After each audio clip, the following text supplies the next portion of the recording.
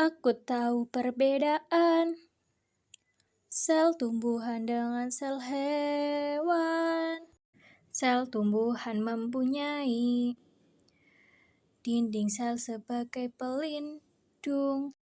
Vakuola sel tumbuhan lebih besar dari sel hewan yang berfungsi untuk pencernaan dan simpan makanan.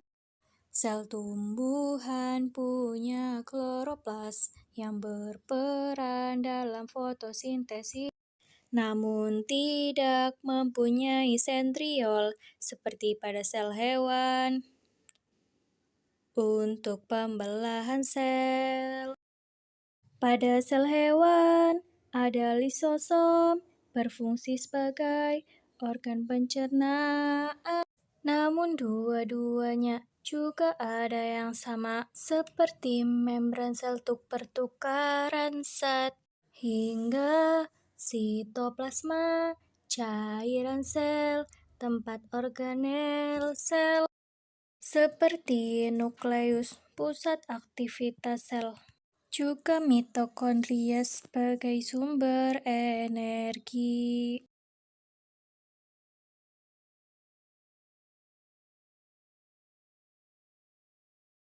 Selain semua itu, masih ada lagi yang lain.